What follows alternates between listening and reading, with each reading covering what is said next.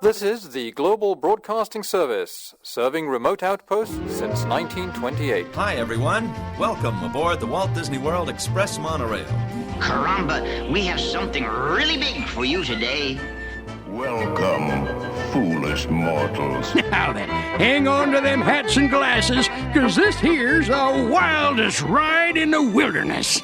This is the DBC Pod with Phil Schoen and Jason Dodge.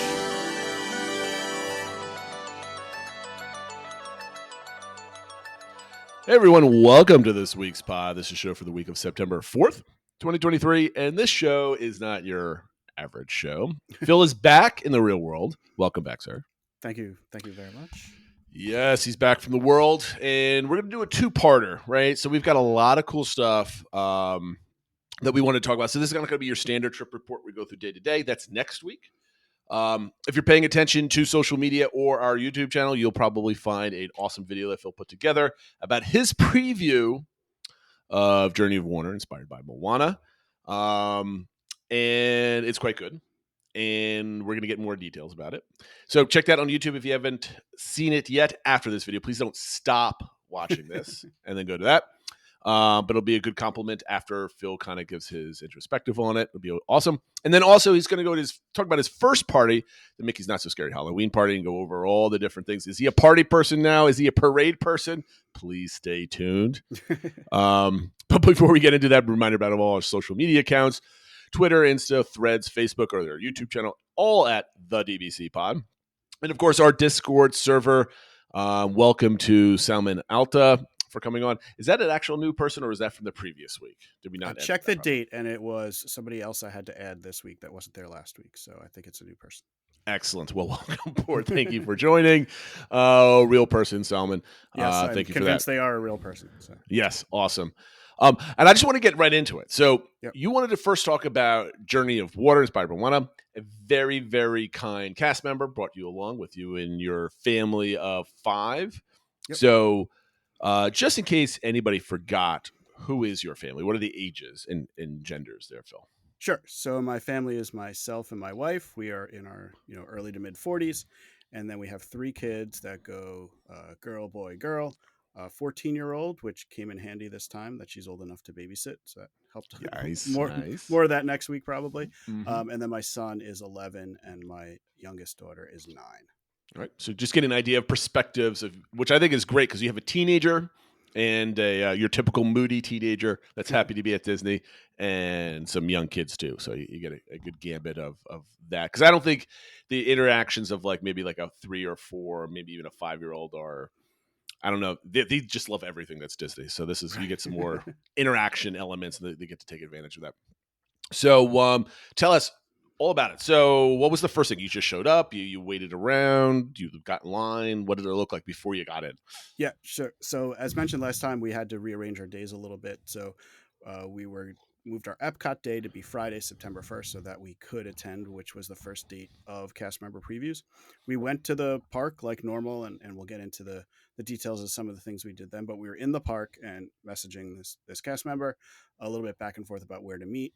And basically they said just meet where the entrance was going to be, where they have the special event entrance into Journey of Water, which is basically by the main entrance, and it's opposite of Coral Reef in the Seas Pavilion. So we basically were waiting out front for them to join us.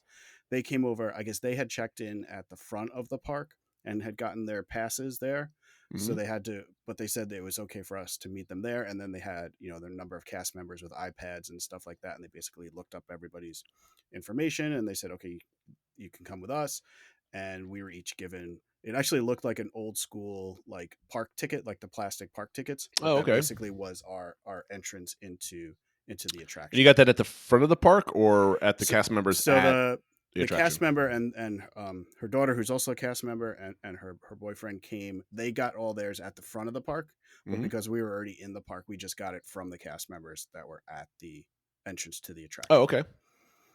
How was it signing up? Was the cast member did everything and you just showed up and said thank you? Yeah, basically. Or did you have to do any work? So fortunately, I didn't really have to do much. I just had to show up. But the cast members, there was a time when it was available for all cast members to sign up. But went online whether it was midnight, I believe it was, and they had to pick the time. This was one of the first times available, so they weren't sure if they'd be able to get it, but they were able to. And then it just says, okay, they have a slot. They had it must have been an email or something like that. They had a barcode that the people with the iPads kind of scanned in that email that said, okay, yep, you are registered for this, and you can bring up to so many guests, and these are the guests, and here's their passes. So one of the things I think, and I didn't get a good picture of this from the internet, some of the walls are down, right? And there's just like the fern or bushes or hedges or whatever they are in front of it. Exactly. They took down some of the walls at the front of the attraction and put up there the topiaries that they use as like temporary screenage for things that they're going to want to be able to move. So I guess this will be set up like that for the next couple of weeks while they do these previews. And then, maybe this weekend at Destination D23, we'll get an official date, but it should be opening pretty soon. Yep. Is it a good view? Can you like kind of get a good glimpse of what's going on there as a person without a preview? Yeah, like if you're not to sound creepy, but if you peer through the bushes a little bit, you can definitely see like the entranceway. And as we get into explaining the different scenes, that there's like the big entrance sign and some other signage, but pretty much right after that is that rock work with the Heart of Te Fiti carved into it and stuff like that. So you definitely can get glimpses of that and kind of get a flavor and seeing some mist going and stuff like that. But you really can't get more than that. You can't really see any of the interactive elements or anything. Now you can see some of those if you ride the monorail around. Sure. Because for those of you that don't know, while they call it and say it's part of World Nature, it's actually physically located within the monorail loop. So as you're going around, you can kind of see down into it. And you can definitely see, we did a monorail loop one time at night, and you can see it all lit up with the colors and stuff like that going. And you can see the water jumping around and stuff like that. So that would if you wanted to get like a previewed look at it, that would probably be your best bet right now, is to ride the monorail. Okay, so how do we want to do this? Do you want to just kind of walk us through the whole attraction, kind of like all the other blogs are doing out there and stuff like that? And then I'll give you a bit of an overview of it and kind of like, what we were feeling and how things were going. We're definitely excited. I will say this was the last day of our trip. It was very hot. I think that day it was 94, but the real feel was 107. So we were starting to kind of feel the heat a little bit, especially my son. So maybe excitement was tampered a little bit because of that, but it's still like really like a cool experience. We had thought to keep it fully secret from the kids, but we were trying to explain, well, we have to be somewhere and stuff like that. Especially my teenage daughter was getting a little anxious. She's like, well, what is this? And now I'm nervous and now I'm anxious. And can you just tell me what it is? But my youngest didn't want to know. So we told the older two, and then my youngest didn't know. And we were literally like waiting out front of the preview thing. And we're like, so have you guessed what it is yet? And she's like, what? No. And then we explained, she's like, oh my God, that's exciting. Do they know Journey of Water? I mean, like, have they been anticipating? Do you know that it's being built? Okay. Yeah, they definitely have. I mean, I guess that's one of the benefits of Disney taking 5 years to build everything, is that you've seen the construction going. So they definitely knew what was happening there. I don't think they had seen any like other previews that people have posted and stuff like that. So they didn't know anything about what the details of what it would look like, but they knew what it was and kind of the general concept about it, kind of interactive elements with water and stuff like that. Because I don't think my 8-year-old son, I mean, he turned 8 in February. So last time we were down, he was 7 in December last year.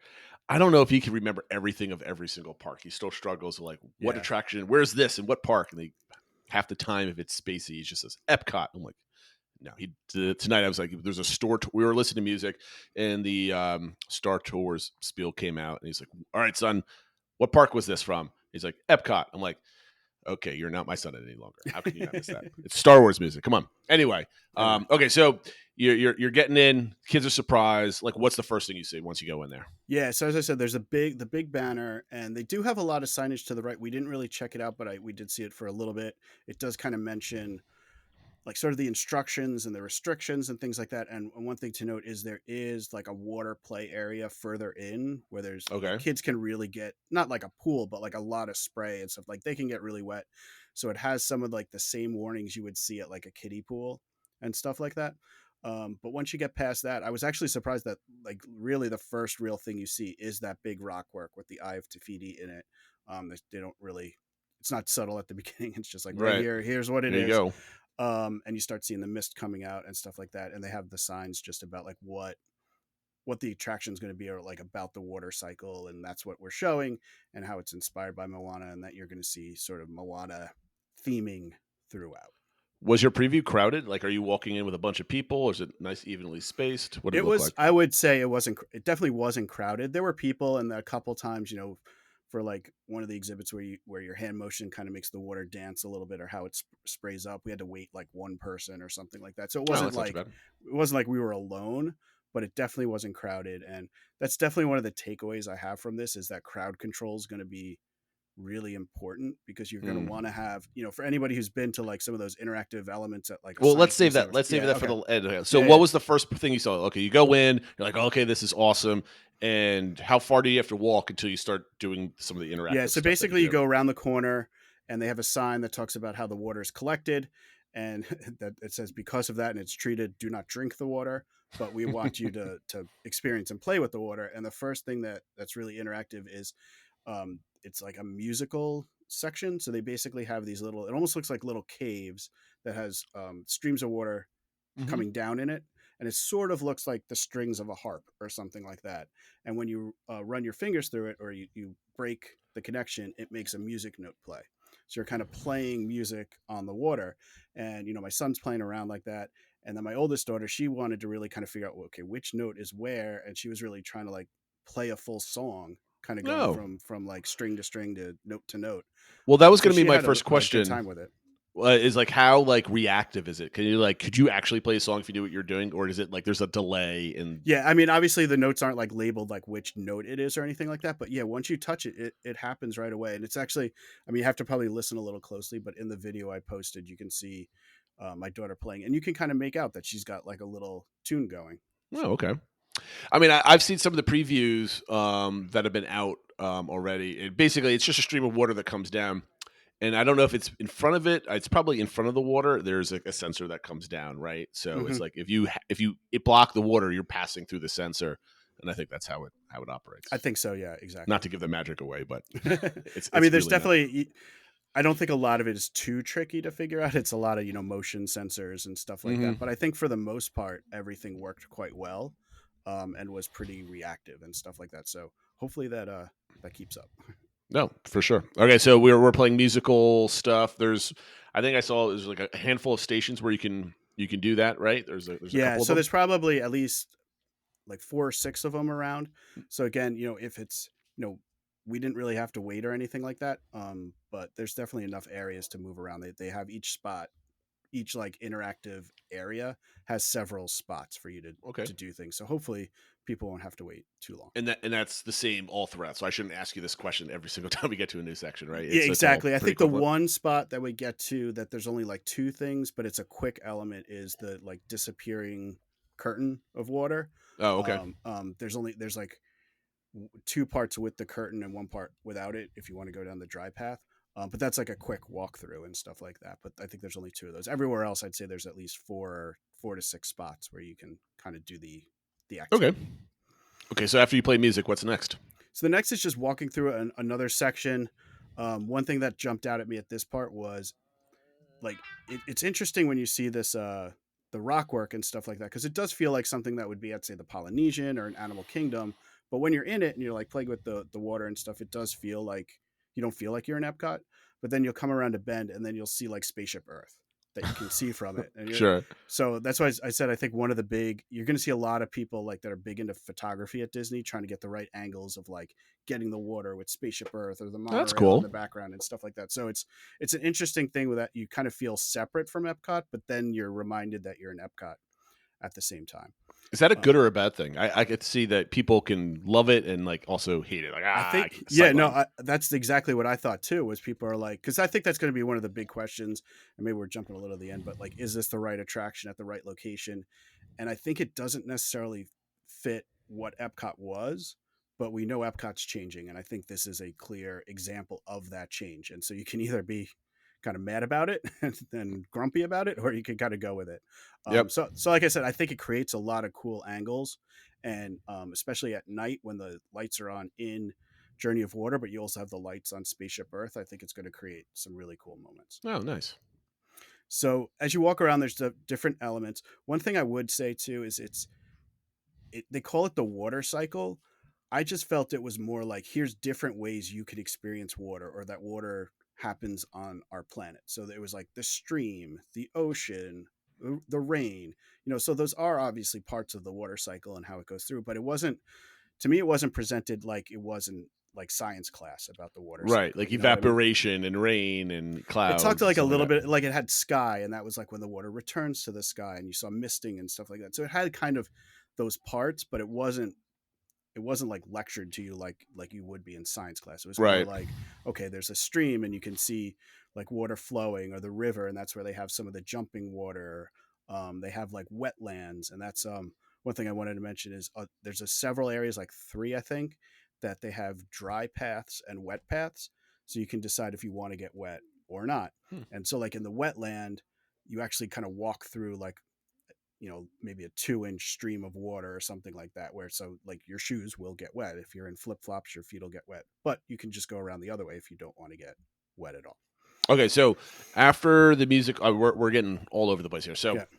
after the music area, where do you go next? What So is the the area called? And what do you do Yeah, I there? mean, I'm trying to remember each thing. I didn't necessarily document all, but I know the stream section was next, and that had kind of water flowing in a small river. There wasn't as much interactivity there. That was the part though where you could wave your hand and it would sort of like spurt up in different spots. Oh, yep. So it, sometimes it would curve, sometimes it would kind of come up. That one, it felt like it was less effective as some of the other, like sometimes it worked really well, and then a couple times I guess you have to figure out what the right hand motion is. I kind of felt like Right. if I wiggled my fingers, it worked a little bit better than sort of just jamming your hand or something, or like waving it by. Did the kids So like this section? they did, they liked it. This one was probably the part that had the most backup though, because I think it took people a minute to kind of figure out what they were supposed to do. So there's still like 4 to 6 stations, but if everyone's spending a couple minutes kind of figuring it out, it did back up a little bit. So you kind of had, so obviously with our family of 5, we were trying to take up maybe 1 or 2 spots, and everyone take like, okay, your turn's done, let somebody else try, and that sort of Yeah. thing. But they liked it when they got it to work. They liked it. Okay. Then we walked around through a couple of different areas. One thing that we're coming up in this part, there's a lot of intricate carvings into the rock work, and that's where you kind of felt the Moana elements the most. I'm not sure what the best word would be. I'm not sure if inspired by Moana is the right word, because they didn't really say like, oh, and because as you saw in Moana, this is how water works. It was just sort of like, here's different water elements, and we have kind of Moana or Maui on the poster, and there's like rock carvings of the different animals like Hey or Moana or Maui's hook or whatever it is. So it was more sort of like featuring elements of Moana. It wasn't necessarily, I don't know if Well, I mean, call it you had the inspired water by it. dancing around from the movie, so I guess that's where Yeah. the I inspiration guess that's where comes they from. gave. Yeah, exactly. But there was like one spot where Pua the pig was kind of carved into next to where the benches were, so you can sit next to that and get photos. So there's a ton of photo ops in this Yeah. area. Big social media type of environment. Exactly. One area we did come to, which I think is the part where that water was supposed to come up and like give you a high five, like it happens to Moana in the movie. It was closed. It wasn't operating when no. we were there. So that obviously is another thing that jumped out to me, is that the attraction's pretty dependent on all the interactive elements working. So, I mean, obviously this is previews. This is what it's for. It's not open to the public and stuff like that. But yeah, if they have trouble kind of keeping these things consistently working, it'll definitely detract from a little bit. But hopefully they've figured that out, and that's what they're using all this preview time for, to kind of optimize everything and make sure it will work. After that, we got to that water curtain part that I mentioned, that I think is one of the coolest effects in it. I mean, it seems pretty simple, but it's just like, streams of water coming down. That's kind of, sort of blocking your way. Think almost like, in the 70s, they had like beaded curtains for like dividing. So it's like that, but it's water. And it's really timed well that like, as you're walking to it, it's still there. And when you're like an inch away from it, it all disappears. And you walk through, and as soon as you're like an inch past it, it comes back. And it's like, so if you move too fast, you're gonna get wet. If you like run through it, you're definitely getting faster. If you like stop, it'll like, I mean, I don't know if maybe the sensor won't restart it again, but like I could definitely see people getting wet from it. But like everybody we saw like was just walking through it like a normal pace. It worked perfectly, and it was that's really, cool. really cool effect. So I think that's one of the better ones in the exhibit, and that was kind of one of those. You saw a lot of people smiling and the cast member that invited us, she's in the video a little bit at the end where she's like hold her hand almost like she's using the force to like make the water disappear and stuff like that. So I think there's going to be a lot of people are going to have fun with that. That is an area I could see it backing up a little bit. Again, they only have 2 of those, and I could see a lot of people wanting to like kind of film themselves going through and stuff like that. After that is around here is where you get to about the mid part of the experience. That, and I mean, I can mention it now or at the end. One thing that really hit me is this is a longer experience than I was expecting. I thought it would be like 4 or 5 stations and you're kind of done in 5 to 10 minutes. There was like 7 or 8, maybe even more stations plus photo opportunity spots and stuff like that. Like if you really want to experience everything, I would say a lot, at least 20, if not 30 minutes to really kind of take it in.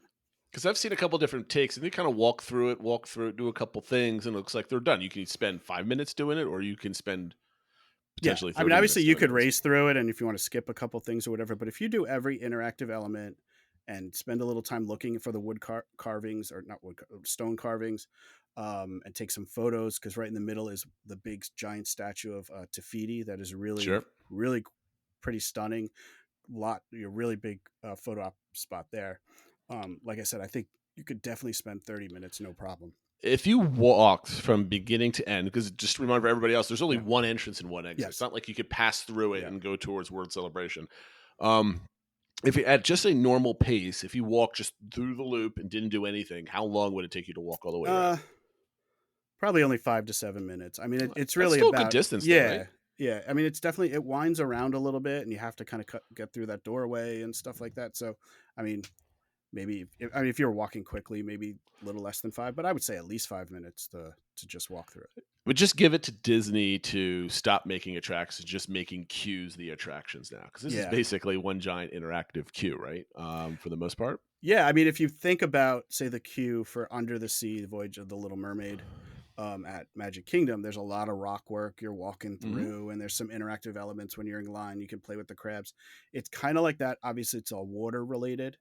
And there's more photo ops and stuff like that, but it's like that on steroids or something like that. Sure. Like, like that sort of thing. There's definitely more elements to do. And to be honest, like I said, we took probably a good 20 minutes, if not more, and we didn't read every word on every plaque. Like, so if you really took your time, you could spend some time in there. I mean, I that's what I was thinking of is the Little Mermaid. It's like, what if you took this and that was like the queue for it? That would be really that would, if Disney did that, some people are like, I don't want a Genie Plus because I want to go into the standby queue where all this other stuff is, right? So yeah, I mean, you see that sometimes, right, with a Flight of Passage, right? Some people are like, oh, I don't want to skip the lab and stuff like that. I want to like go through the standby queue. I've never been in the standby queue in Flight of Passage. Well, find out next week if we did or not. There we go. Okay, so the high five wasn't working. What's next after that? Yeah, so we then it was that water curtain that I said. Then we got to the big statue of Te Fiti, and then we get it. There's the river section, and this had a number of elements where you saw the water jumping. That was, I don't want to say it was boring, but it reminded me of the jumping fountains over at Journey into Imagination and that sort of thing. It was cool. You kind of see it, and they had different angles and stuff like that. But there wasn't too much to that. Then we got to like what I think is the area I could see families spending a lot of time with. It's the ocean area, and then shortly after that is the sky area. The ocean area is the part where there's the group effort to try to make the biggest wave you can. So it has footprints, on the ground, and there's like maybe 8 to 10 of them or something like that. So if only 3 people are there, and you do sort of the wave motion like you're at a baseball game and you're doing the wave, then the water will spray up a little bit. But if you have like 10 people there and you do it, it'll go way higher. So the idea is that's cool. How like as we work as a community, we can have a bigger impact on the oceans and things like that and that sort of thing. And that's really they're cool. the cast members were really like interacting and engaging with people. Like, okay, everyone line up and let's like on the count of 3, we'll all do it. And like, so that's in the video too. If you go and see it, I have like most of my family doing that with cast members, and they got pretty big wave coming up from that. And then just past that is where the main sort of like water spray ground play area is. And that's definitely where I could see. I mean, it's pretty low. The sprays, it's definitely for younger kids, but I could see, on a hot day, bunch of toddlers in there kind of just having a Oh, yeah. blast, like playing around in the water and stuff like that. And there's other little areas of fountains where you can put your hands in and break it up and stuff like that. And then they have a couple other areas where if you step on the right spot, it makes like the mist come up and the stream come up. That's supposed to be the Okay. water returning back up to the sky. So that area, that was probably the most congested isn't the right word, like concentrated area of like interactive play elements. So that's why I kind of thought like by the time you get to that, I could see families spending a little time like, all right, it's a hot day, let the kids play in the water for a little bit. We'll try out some of these things, kind of just chill out and relax for a little bit. It's also here where they have the full rock carving of Moana is there. So again, that'll be okay. another big photo op. And is that where the exit and is? that's pretty much it there. Yeah, no, so at the end you kind of, like you said, there's one way in and one way out. So pretty much after that is where you would exit the attraction. Okay, so I have 2 questions about your family's reaction. So what was your family's overall reaction? You and your wife's, and then your kids' reaction to everything. Yeah. So mine and my wife's reaction was, I think we were both pleasantly surprised by how long it was, Okay. how many different elements there were to it. Even with the one not working, we still felt like there were 4, 5, 6 different ways to interact with the water. Everything worked well. And I think we were really taken aback by how well the rock carving was. And I've mentioned it a few times now, but just all the photo ops that are in there. Okay. I think that, those Disney photographers are going to have a field day in there. For my kids, it varied a little bit. I think they all liked it. Like I said, my son was kind of like getting done by that point, so he wasn't as like raving about it. But my daughter seemed to have a lot of fun with it and wouldn't have minded spending even more time there. Well, your oldest or youngest? Both of them in Okay. different ways, though. I think my oldest was like trying to get more into the specifics of it, like I mentioned, with trying to play the song and things. And she was more into like, okay, I got to step on the right spot or wave my hand. Like she was more into really maximizing, I guess, the elements, where my youngest was more just running around like a crazy person and like, hey, there's water here and I can do this and over here, So they interacted with the attraction differently, but I think they both enjoyed it. So what was your, because one of the things looking at this, just like by pictures and stuff like that the theming is absolutely phenomenal. Like the mist and the water and the rain. And because everything's so kind of like tall, like you said before, like sometimes you see nothing. So what was like the immersiveness of it? Is it like, you're just doing a walkthrough path, or do you really feel transported with like the sights, the smells, the music, everything else? Like what was that definitely vibe? the music. You can hear that outside even now as you're walking by. You can definitely hear. It's obviously just instrumentals. It's not. There's no lyrics or anything like that. But it's all the Moana songs. And so you hear that, and as you're walking through, you hear the different Moana songs, and you hear the water going by and stuff like that. So it does immerse you in that and transport you a little bit like that. Then like I said, though, then you would round the corner and see Spaceship Earth, and you'd see the monorail going by. So I can't decide if it was good or bad that way, because it was a little jarring at times, but it also created those cool vistas and did remind you that you are in Epcot.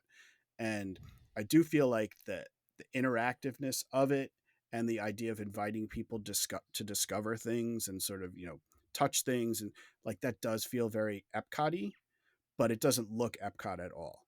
Like it looks like something that should be at Magic Kingdom or. But what does Epcot look like, though? No, that's a question for another day, I think, at this point, right? Or and I guess like I said, it doesn't look, especially with it being physically located right in the middle, right behind Spaceship Earth, basically.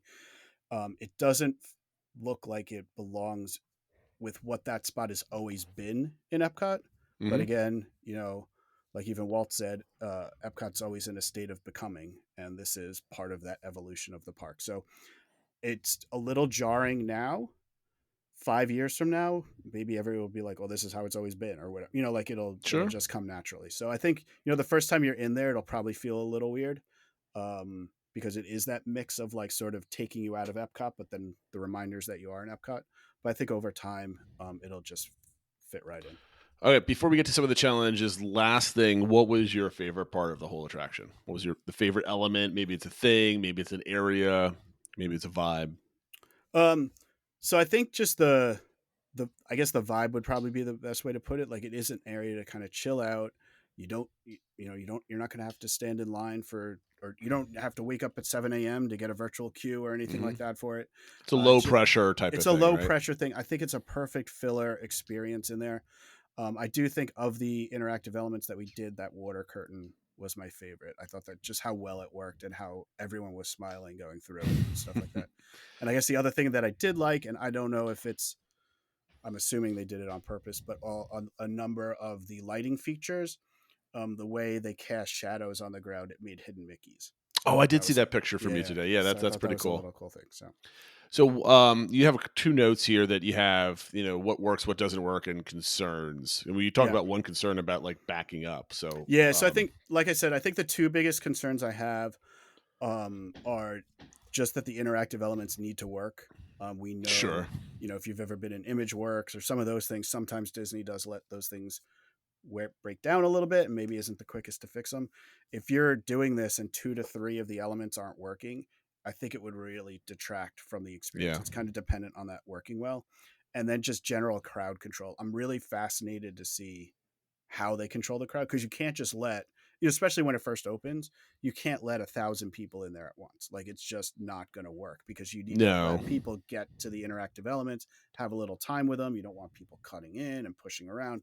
So how they handle the crowds, especially at the beginning, but then even over time, I'm kind of fascinated to see. It's all going to come. I mean, it's going to be crowded when it opens anyway, right? Yeah. Bloggers, everybody else is going to rush into it. So let's say this opens, I don't know, October 1st, whatever day. So now it's January, February. The newness has worn off to the locals and the general population that's rushing in to get it. It's really going to depend on how Disney advertises this element. Like, it's come check out the latest new thing from Moana, and it's like everybody's coming up there and they're like, it's a walk. People will be equally disappointed or pleasantly surprised, but that's going to push everybody there.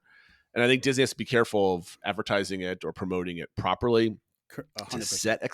to set expectations.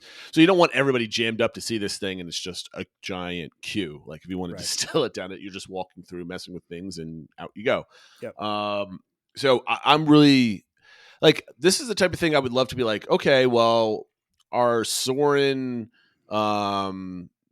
Lightning Lane is in 20 minutes. Let's go walk through Moana, and be able to walk up and actually do it without sitting there waiting for 10, 20 minutes to, make your way through. I mean, that's going to be the perfect use of it when you're waiting for a virtual queue or a Lightning Lane to come due, or an ADR or something like that, or just, when you want a little break and there's the water element that can help you out. That's what it's for. It's not, I mean, if there are like lines, like you have to wait 20 minutes to get in, I think people will be a little, I don't want to say disappointed, because you just have to have the right expectations, like you said, and just go in. Because I think for what it is, they did a really good job. But if you just focus on what it isn't, you'll probably be a little disappointed. Do you think the experience is different? Would be different at night? I've seen some really cool night pictures from it. I do think so. Yeah, we obviously went during the day. I do think it'll be different at night. It'll also be cooler, so you won't be out in the heat. But the lighting looks really cool, and like I said, you'll see the lighting on Spaceship Earth as well. So I definitely could see people waiting till night, but at the same time, that also gives 2 different sort of experiences. Why not do it both, right? Yeah, exactly. And I think during the day, you'll probably be able to see some of the effects a little bit better. Like when the lighting's lower or colored or whatever. Will that curtain work the same way? Like, will you see it as well? Or playing the musical instruments, will you be able to see it as well? I'm not sure. So it's probably something that people might want to check out at both during the day and at night. So, I mean, you've done it, right? So you can check that box. I've done Journey of Water. Okay, so now it's 2024. You're going back to Disney World for a trip. Is this something that you are looking to do? Is this something like, I always got to go walk through it? Is it something like, we're walking by Germany, let's take a walk around into a shop? Or is it like kind of like a casual do it? Or is it something that you're going to make sure you're over that part of the park to do it? I would say it's more of a casual, like, while we're in the area, let's check it out. I definitely will want to do it again. It's not something that I'm like, but if I go by and there's a 20-minute wait, I probably wouldn't wait 20 minutes to do it again. So then, with that being said, is it worth the space that it's taking up? I don't care. Let's not talk about where it is, but the amount of space dedicated to it. Was it worth the space? I think it's hard to know what else could be there. But yeah, it takes up a lot of room, and then even next to it, there's a lot of room for a giant water filtration center and stuff like that. I I keep going back to, if this opened the same time as everything they planned for new Epcot, and you included like Mary Poppins and stuff like that, this would be a perfect complement to it. But with stuff getting cut, maybe redoing Spaceship Earth or doing Mary Poppins would have been a better use of space and funds. But this is what they decided to do, and I thought it was good. Yeah, I mean, I don't think we can talk about funds at all because I think that's just kind of nonsense discussion about like where we could use those funds differently. But I agree that people that like to be negative on social media, like you're promoting just a walkthrough thing, like they're getting really sarcastic and cynical about it. But they're not that they're right, but their sentiment is this was never supposed to be like a prime showcase like attraction, right? It was supposed to be part of the revitalization of Epcot that got completely screwed up with different CEOs, funding, and of course the pandemic. So one last question that I have is, would you like to see more of these things in whether it's Epcot or other parks where it's basically a glorified queue with some entertainment value to it? Yeah, I think they're very useful. I think, like I said, this is something that's a great 20 to 30 minute use of your time in between things. I know the term I keep using is like a filler attraction. It's nothing that you're necessarily going to plan your day around, but you probably find time to do something like this. Whether it's this, it reminds me a little of the Swiss Family Treehouse in Magic Kingdom, where it's like you can kind of go by, generally no line, go through it, kind of check it out. Obviously, there's no stairs in this one and that sort of thing. But I do think those types of things have a place in all the parks, and I think all the parks should have something like this. And I think, for every E-ticket or D-ticket they put in, they probably should, or maybe for every 2 or 3 of those, they should have something like this. Yeah, I mean, I think there should be an exploration area at every park. Like, Magic Kingdom has Treehouse or Tom Sawyer's Island if it was a little bit easier to get over there with more capacity. You've got the trails at Animal Kingdom, like the Maharaja Trail, the Jungle Trek. And then, I mean, if they were to now they have this at Epcot, it's Hollywood Studios that needs something that people can casually walk through and not just be more concrete going from point A to point B. Yeah, and I'm with that. Okay, we spent like way too much time on Moana, but no, I really appreciate that feedback. And I want to thank the cast member out there that had Phil go through. That was awesome. We appreciate that. And make sure you go check out Phil's video. And if I'm good enough, I'll remember to put a link to it in the description of this video. But if I forget, it's the same channel as the previous video than this one, so it's easy to find. All right, I want to move on to what we have most of the notes for, and we're halfway through the show already. It's the Not So Scary Halloween Party. Okay, I want to remind people, let's go back many months when you ultimately decided to do the party. Yep. So you've never done the party before. You've never done any party before, correct? Right. I on my own, when I was down for Destination D23, I did like an after hours holiday thing that they had that year, but we've never done that. Doesn't count. Yeah, we've never done either of the regular holiday parties. And so now we're planning a trip in August, and you're like, it's available. Why not go? So why did you choose to do it all of a sudden after never have done it? And so let's set up the whole story with that kind of thought process leading into it. Yep. So when we planned the trip, we were going to have a week, and we kind of decided we were just going to do 4 park days because we wanted to try to have some more downtime. But then we thought about doing this party because it was available, and the kids are getting a little bit older. In the past, whenever I floated the idea, they didn't seem, they didn't like anything scary or dark or anything like that. They didn't seem interested. This year, they seemed more interested in it. I've just always wanted to do it, just from what I hear, especially about the parade, how it's, Disney's best parade and that sort of thing. And I guess it was just one of those things where, I guess, for lack of a better term, it was a little FOMO that we've never done it. And we kind of wanted to see, well, what are we missing out on? Right. Yeah. Right. And the date that it worked out on was, and I'm, again, I'm using air quotes for anyone listening, but it was the cheapest night available. And my thought was like, well, it's only going to get more expensive. The next time we go, we might not be there when it's the cheapest of the season. So it's kind of like, if we don't do it this year, we very well might. It's never going to get cheaper than it is this year anyway, regardless. Right, exactly. The prices are always going to go up. So we're like, well, let's just do it. It kind of like just everything kind of lined up that it seemed like this was the time to give it a try. And like I said, it was probably a bit of FOMO, like what are we missing out on? So we decided to give it a go because everyone seemed interested in it. And we kind of said, okay, if we do this, then we won't get park hoppers, or maybe we'll do one less table service. And we kind of laid that out to the kids and stuff like that, and they were good with that. They thought They're good with that. That was a fair trade off. So, you were prepping like crazy for this, right? Yeah. Because this is brand new for you, new experience. Exactly. So you had to make sure you didn't miss out on anything because it's expensive. It's a shortened duration. There's no like leaving, taking a break, and coming back to these type of things. Exactly. So what was like your planning? I mean, I know we've talked about this in Discord and on this show over the last month or so, but what was your final strategy, planning, touring style, whatever you want to call it, leading up to it? So this is basically, what is your mindset before you left home to get down there? Yeah. So our mindset was trying to prioritize what everybody wanted to get out of it. And we did it. Everyone kind of wanted to do a little bit of everything. It wasn't that we wanted to like just do the characters or just do trick or treating. Well, before you Yeah. hold on, what were you offering the kids as things that you could do? Did you like show them YouTube videos of it, or give them like a list of things that's going on? We watched a few review videos of it, and Okay. I kind of explained the different elements of it, that they had trick or treating trails, that they had, the special parade and fireworks, that they had, some special overlays on the rides, that they would have shorter lines for some of the rides, and that they would have some special characters, rare characters out that if we wanted to meet.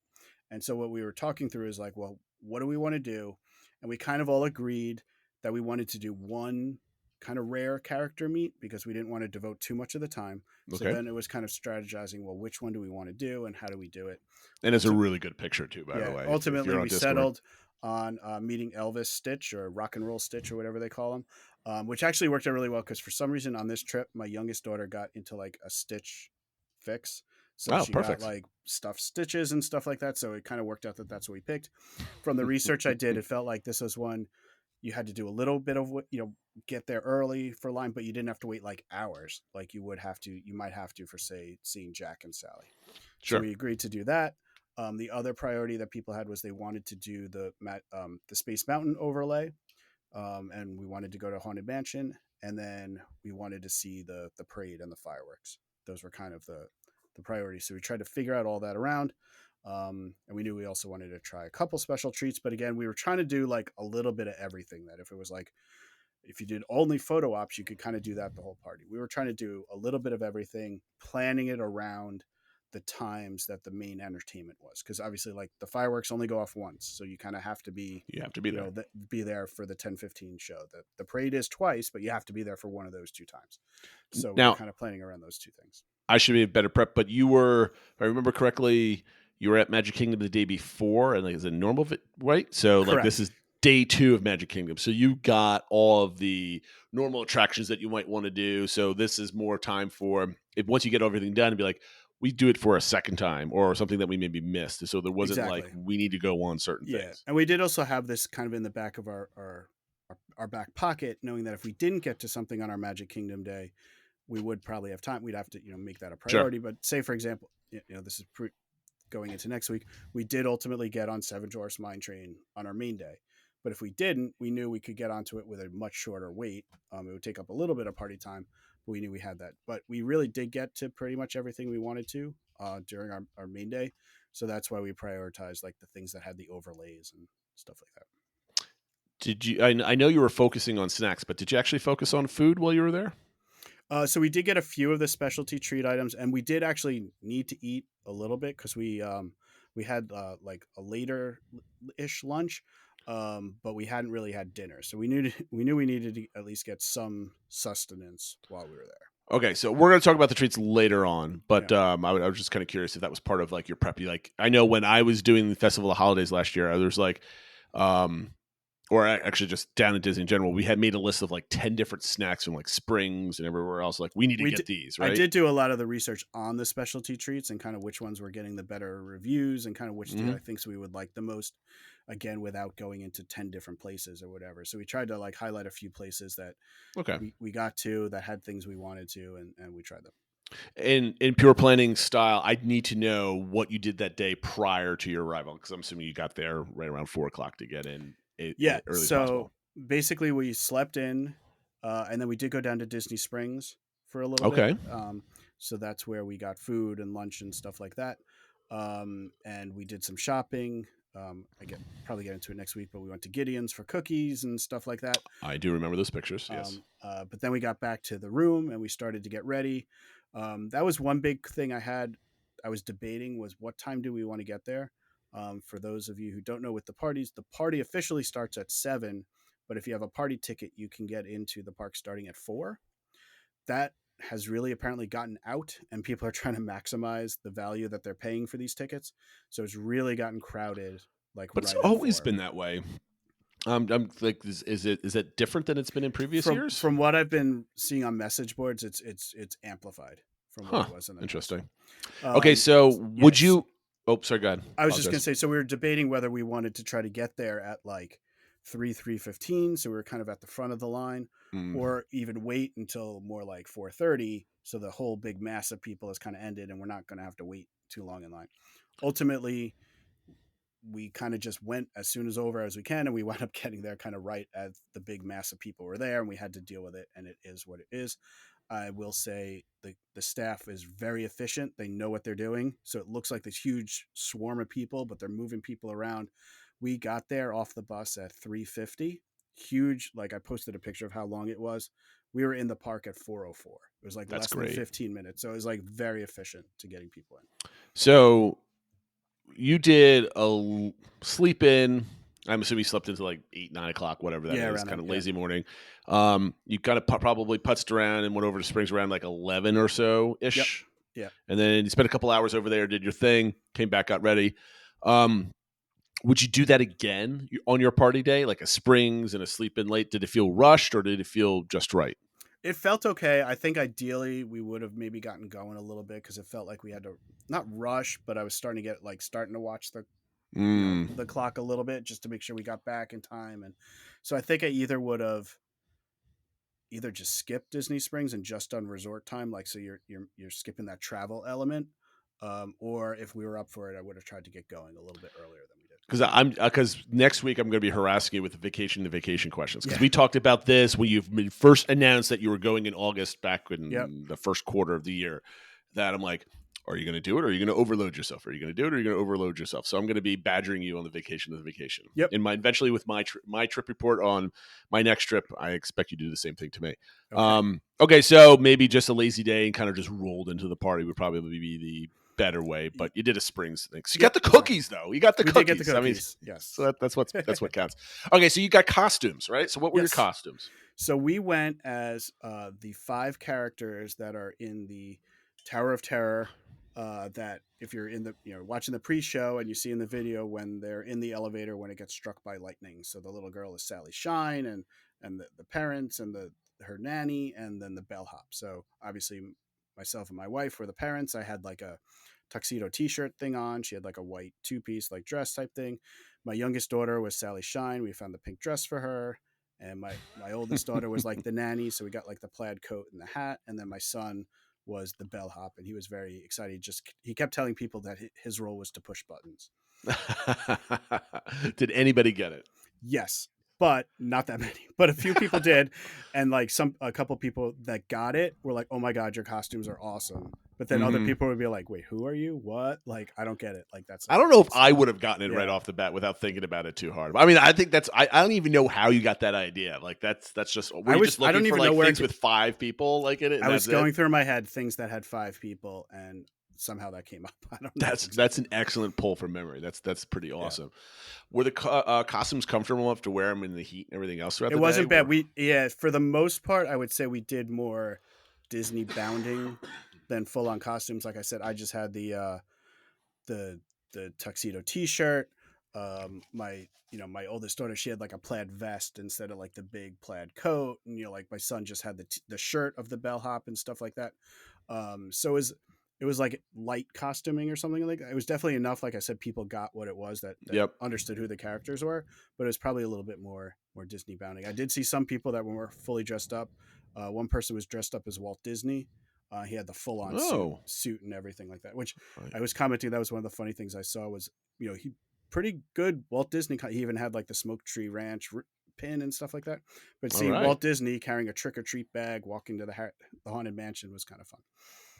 All right, so I see a line here that you definitely want to talk about, but the feeling when entering, you wrote. So, like, was there like some vibes you want to talk about as you were walking Yeah, into the just park? like I think that's probably one of the biggest takeaways I had from the parade, from the whole party, was just kind of how different Magic Kingdom felt. Like it's obviously had different music playing.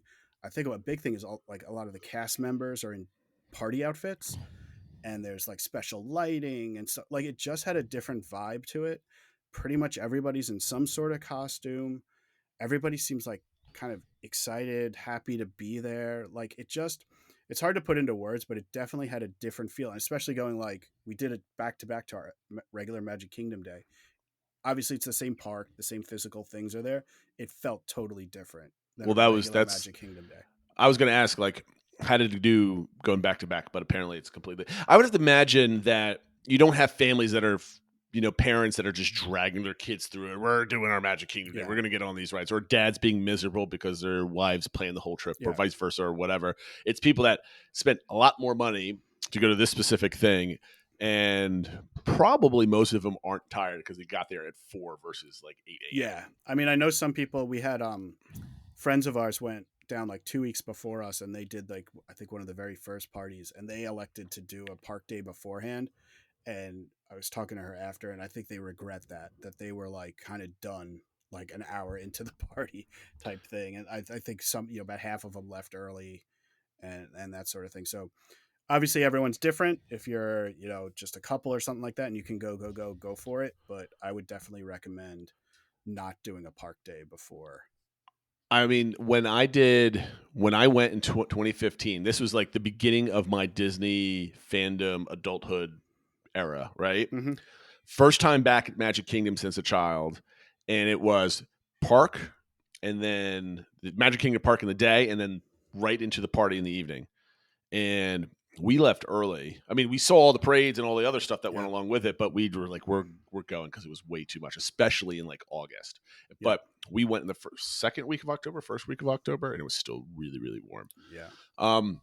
If you already mentioned about Stitch, you have a whole list of different things that you want to do. Why don't you go through them and I'll butt in if I have any questions. So just give you the order. Like as we came in, the first thing we wanted to do was knock out a few rides kind of during those first hours before the official party started.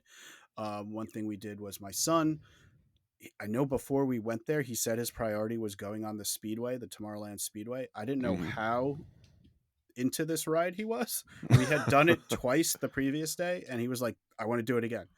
So I was like, all right, let's go do that again. And like the girls were like, we're not doing this again. So they went on the People Mover. Well, I took him on the Speedway.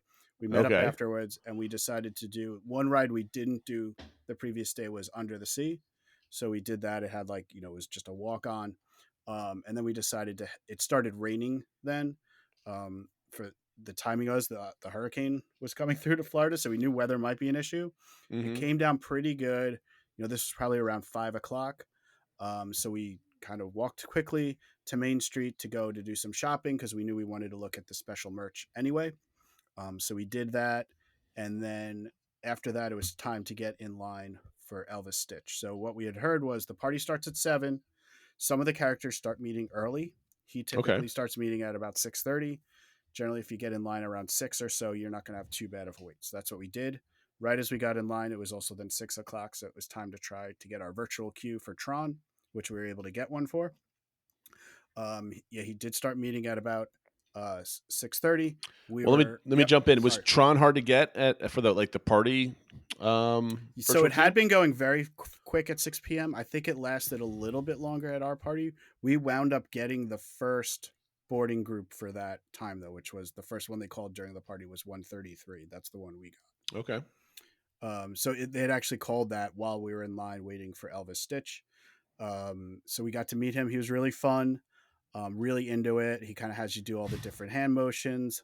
And my daughter showed him how she had gotten the Stitch plush and stuff like that. And she got hugs and stuff. So it was a nice kind of low key, but still fun and a little bit different meet. He doesn't sign things. You get a special card, kind of like what you would get at some of the character dining things. Mm-hmm. So that was a nice little extra freebie we got. We were done by about 6:50.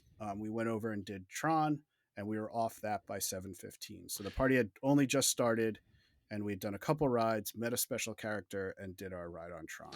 I'm going to ask the same question again next week, but I was looking at your Tron pictures, and I don't know if the picture that you got was from your Magic Kingdom day or your party day, but they do an excellent job taking that picture and cutting it into like a photo, so it's not all blurred. Like the lighting, it just looks really, really well done. Yeah, the Just ride wanted to throw photo that on out that is amazing. I don't know how they get it right on you and everything. We got those from pretty much every ride, and we were in different spots and stuff, and it worked out well. But, You talked about, you have a note here about your son's first solo. yeah, right? so what we did after what was that, we decided like, okay, we're over still in Tomorrowland. Doing the overlay on Space Mountain was one of the priorities, especially for myself and my oldest daughter.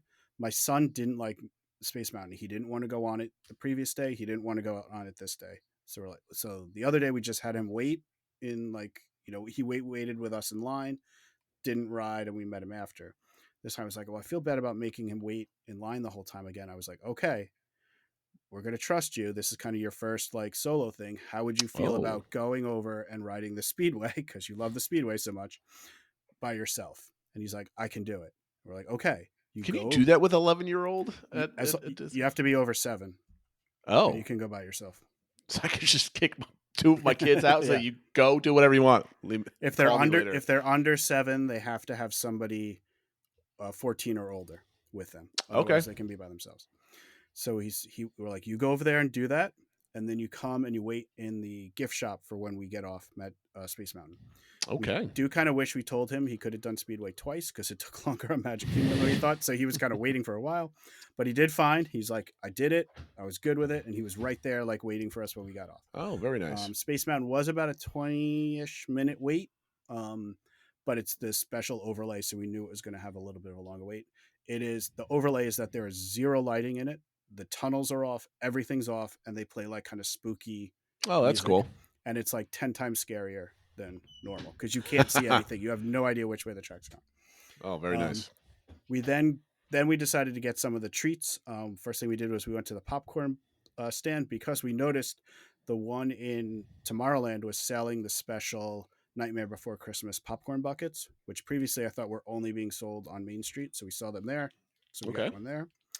We got a couple of the special treats. The best one I think we got was the mummy treat from Cheshire Cat, which is kind of like a Tigger tail, but fresher, and it just tasted really good.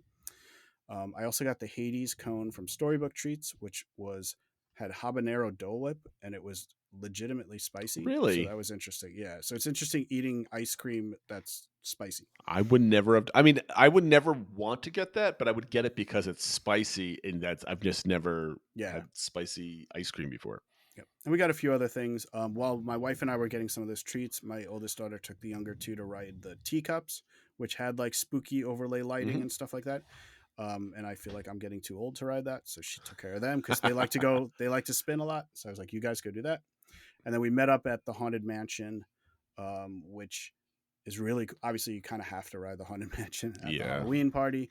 And then I waited afterwards to do the special magic shot they have there, where they hand you like a physical lantern to hold up and stuff like that. And it came out really well. Nobody else wanted to wait for that, so they started doing trick-or-treating. Let me ask. I want to put a bookmark here, because I'm going to talk about this next week, because it's going to take too much time. I wanted to remind me that I'm going to make a note. Let's make a note somewhere. I want to know how it is, because it sounds like you're splitting up more and giving your kids more freedom. I want to talk about that next week, because to me this is intriguing, because this is like the next stage. It's not going to happen anytime soon, because my oldest is still 10. Yep. But me that's interesting, evolving into that. And we had a very specific thing we did on our Animal Kingdom day, so maybe we can cover it. We'll talk about it. Yes. Oh, I can't wait to talk about that. So I know exactly what that is. So we did trick-or-treating. We stopped and saw the Pirate Band, which was outside of Pirates, which they were really funny and doing some good, just extra entertainment. Then we decided to get a spot for the fireworks. So we got there probably around 9:45, 9:50 for the 10:15 show.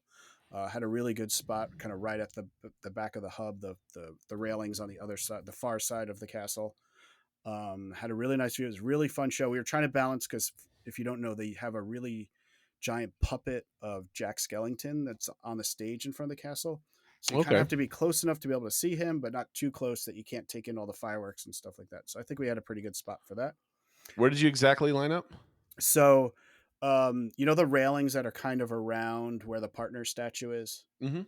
So we were kind of at the near the railings on the far side from the Okay. castle. So like not all the way at the back of the hub, but kind of that part of it. Gotcha. Then I went to Main Street to get a spot to watch the parade because the parade was definitely probably my number one priority. I wanted to make sure we had a good spot for it. I strategically picked sitting on the curb right outside of the bakery, so I got the gust of air conditioning coming Perfect. out on me. I had the younger two because my youngest one was really starting to fade by then. So I was like, why don't you come with me? And she kind of fell asleep with her head in my lap while we were waiting. And my wife and oldest stayed by the castle to watch the Hocus Pocus show. So they got to see that. They really enjoyed it. I only got to see bits of it. So that's one thing I missed out on. But you kind of have to pick and choose, and getting a good spot for the parade was a priority. What there's an earlier parade, isn't it? Don't they do it twice? They do it at 9:15 and 11:15. So you were like trick or treating or at the Haunted Mansion or Yeah, exactly. Pirates. How was it going on in the background and not seeing it? Was it intrusive? Was it cool? Did it have So I didn't really notice it until after I did my magic shot and I was trying to meet up with everyone else, and I could see the parade going on a bit in Frontierland, and we were kind of meeting up over there. So I sort of saw the tail end of the parade from a distance, but I wasn't really focusing on it. But yeah. Okay, so the parade. Are you a parade person now? How did you like the parade? The parade is great. I think I'm just parade. a nighttime parade person. The music is so catchy. I mean, even my son, he's like me. He's not a parade person. He was like, that is the best Disney parade. The characters are so fun, and they come out around a lot and just kind of interact with people like on the crowd in between kind of their little dances. There's like a lot of unique characters. Like I love like bowler hat guys in it and stuff like that you just don't see very often. It's just a fun parade with a lot of unique elements, and it's not a million degrees out when you're watching. So I mean, I think that's it. Like when we stood next to each other for the parade, Festival Fantasy Parade, when we were there, it's just brutal hot. I mean, it was still the winter time, so it wasn't like 105 degrees, but it's still like the sun's blaring down, you're sweating, and it's just like, okay. But like you said, I think at nighttime you can kind of relax a little bit, and just relax. So I want to get into a couple questions that will give you a chance to give your overall thoughts and opinions of everything, right? So we're going to blend these two things together. How are the crowds? Is it worth a ticketed event? Yeah, so it's interesting. Obviously, we had nothing to judge it to as far as past parties and stuff like that. It was definitely less crowded than a daily, regular day at Magic Kingdom. Like I said, we got about 25 minutes or so ahead of time for the fireworks, and I think we got a good spot for it. People definitely came up later and still had decent spots. And one thing that was nice, maybe a little further up, it was more crowded, but you felt like you had a little space to breathe, while you weren't smashed in like sardines. The same thing with the parade. Like, I wanted to be right on the curb. I wanted to be there, so I got there early. Other people walked up 10-15 minutes before it started, and like maybe they were in the second or third row, but they could still see fine, right? Sure. So it's it definitely wasn't empty. I heard a lot of people saying like how the party last year and this year were much less crowded than like right before the pandemic. So maybe I think they were overselling them. I think there were reports of them being oversold. I think that's exactly what it was. This I thought was a good level of crowd. It wasn't too crowded where you could definitely still move, you could definitely still breathe, but it was full of people that were into it. It wasn't empty. I think I'm glad I went now. If I went in 2019 or something like that, I probably that would have been miserable, probably, because it was miserable. So I'm really hoping, even though obviously it's come with a increased price ticket, I hope they keep to this level of crowds because, like I said, it was very manageable. It wasn't empty, but it was totally manageable. So it sounds like it was worth the money for sure. Yes. So I think it was worth the money what we paid. Again, we went on quote unquote the cheapest night. The ticket was for adults was $109. So it was less than a day ticket, unless you're out to like 6-7 days, whatever. But once you get into October, it's $159 a person, or Halloween night's $199. Like that. then I start questioning it. Would you spend $140? What's your upper echelon of I'm cost? trying to debate what it would be like. I mean, obviously I would spend $10 more, $20 more, but like more than that, I think it would be like once it starts getting considerably more than a day ticket, I think it's a little harder to justify. I mean, come March, day tickets are $150. Yeah. So I mean, it's like you mentioned that you're out at midnight, so you got 8 hours in the parks. That's sometimes like a normal park day for people. 8 hours, like 4 hours in the morning, 4 hours in the evening. So you definitely got your time in. Would you do it again? We all talked about it, and we were all said we would do it again. Are you doing the Halloween party again, or you're like, now we got to go and do the Christmas party? I don't know. Obviously, I don't have anything to compare it to. I was specifically asking everyone, would you do the Halloween party? Like, would you do this party again? And everyone, like, without hesitation, said, yeah, we would like to do it again. Why? What is the main attraction for the party? It's just accumulation of like less crowds, cool effects at night, the parade, all the different kind of fun stuff. I think it's everything exactly. It's everything going together. It's that it's at night. The park has a different vibe to it. Slightly lower crowds. You can get on rides if you want. They have all the trick or treating, which is fun. Everyone dressed up. It's really is the culmination of everything.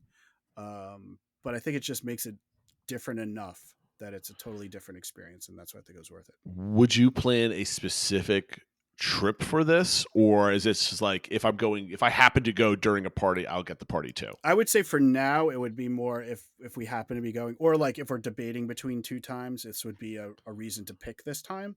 Okay. But I don't think I would pick a time just because of this. Now, if we haven't done it in a few years and we're feeling a little FOMO again, maybe then I would. But it's not like next year if I was like, oh my God, we have to go during the Halloween party. This would be a reason to go.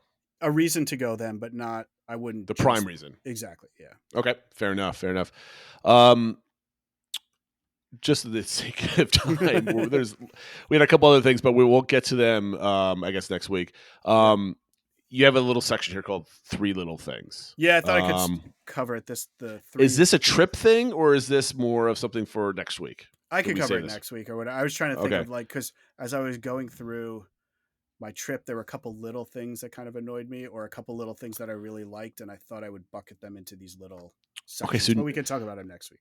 Talk about next week. We might do like a 2-parter for your trip report and just kind of do like 2 weeks worth of things. But we can't, because next weekend is the D23 Expo down in Walt Disney World. Do you want to talk about any kind of final predictions? Because to me, you're asking, do we want to do it? Somebody in Discord, I can't wait to hear about your predictions. Like, I don't have predictions. Yeah. I'm like so cynical at this point. I just want to be pleasantly surprised and leave it at that. I'm kind of the same way. And just as a reminder, this is the Destination D23, not the Expo. Excuse me. Yes, that's what I meant. If we were to get news, usually you get more at the Expo than Destination D23 anyway. However, it does seem like they're pushing things. Like there's a whole parks blog that like the week leading up to it, there's going to be news coming out. They've highlighted more of the international parks than the stateside ones. It's getting people a little bit excited. I don't know. I'm trying to go in with low expectations. Like I typed for you. I hope next episode we're pleasantly surprised and shocked with how many great news we have to talk about. Right. But I will be surprised if we do. I felt like we had to mention this only because it's the week before everybody else is going to be talking about Destination D, and we're doing a trip report right now. And I didn't want to like you just had an awesome trip report based off of Moana, Journey of Water, and your parade experience, and I didn't want to like squish that with D23. But I wanted to bring it up because people are going to expect us to talk about it, but there's nothing to talk about because there's like rumors are all over the place, and there's really nothing valid. Okay, so we're gonna just let that unfold, and depending on what's like really, really, if there's some like really crazy stuff on Saturday night, maybe we'll do like an emergency pod and start talking about it. But only if like emergency pod, only if there's like a new land announcement. I think that's our threshold of emergency. Yeah, podcast, I think we'll know if it's needed. We'll be texting each other like, all right. Yeah, exactly. All right, we got to record tonight. But yes, I think the threshold is going to be like they're expanding Magic Kingdom. Okay, we have to have an emergency pod, or they're expanding like whatever. But if it's like Moana's opening, here's how Epcot's going to be. Yeah, we'll talk about it in the next show. Yeah, type of thing. Anything else you wanted to point out with Journey of Water or your party experience? No, I think I I do think I covered it well. Like I said, I was a little anxious going into the party. I was afraid that we wouldn't enjoy it as much. It just felt like it wasn't worth the money.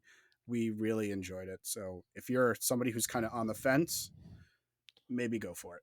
How did you? This is what I wanted. I forgot to ask this, but how did you like the late start and having a whole day before going into the parks? How did that feel to you? It was a little weird because, especially, also know we had to get into. Not that they were that elaborate, but we did have to get changed, and transportation. You always have to allow for enough time for that and stuff like that. So there was always that like anxiety, because I always panic a little about logistic type things. Yes, me too. So it was interesting. Like, we didn't necessarily know what we were going to do that day until we were down there, and then we decided to do Disney Springs and stuff. In some ways, like looking back on it, I mean, I'm glad we did what we did, but maybe just doing resort time would have been the way to go and just make it that much more relaxing. But let me push back on you. You had some spontaneity there, decided to do things at Disney where you're trying to figure it out. I mean, that's a good thing, right? Yeah. It's like, it's like, oh, we have resort time, and then you're trying to squeeze all the resort time. So you're like, oh, this is our resort time. We got to do it. Yeah. My issues with resort time, it sounds great on paper until you hit about hour 2 or 3 of resort time and you're like, let's go do something, but you have nothing planned. I think so that's exactly what I was thinking, was like, okay, like resort time sounds great and pool time or something like that, but is that going to be enough? Or are we going to be, and I didn't want to decide at like noon or 1, like, oh, let's go to Disney Springs. Yeah, like, you got it like that type of early thing, on. So, yeah. You got to keep that one in. All right. Well, we're gonna wrap this one up here because we're well over an hour. Thank you everybody for watching and listening. Make sure you check out Phil's video. We're gonna put that in the description below so you can click on the link. It's already on Discord, so if you've probably already seen it, you tweeted it out already about 6 hours ago. So make sure you give that a watch. Stay tuned for next week where Phil's gonna go over his whole trip, and you get to listen to me or watch me grill Phil on finding the vacation. Was he successful? I have actually not spoken to him about this at all, even though I was kind of living through his vacation. If you go on Discord and you say that you're at Disney World, I am now pressuring you to post pictures like every hour or so. Because a friend of on Discord, Herdomaniac, is always on property posting really awesome pictures. I'm like that, and then we had. Gosh, there was somebody that was there recently and that was just posting pictures of like random stuff throughout the day. And I thought that was absolutely awesome. So I get to live vicariously through all of our friends on Discord as they are down at Disney World. So that being said, follow on Discord, follow or on social media, like and subscribe, leave a comment, and all the other fun stuff. Thank you for listening and watching this week, and we'll see you next time. Have a good night, everybody. Take care, everyone.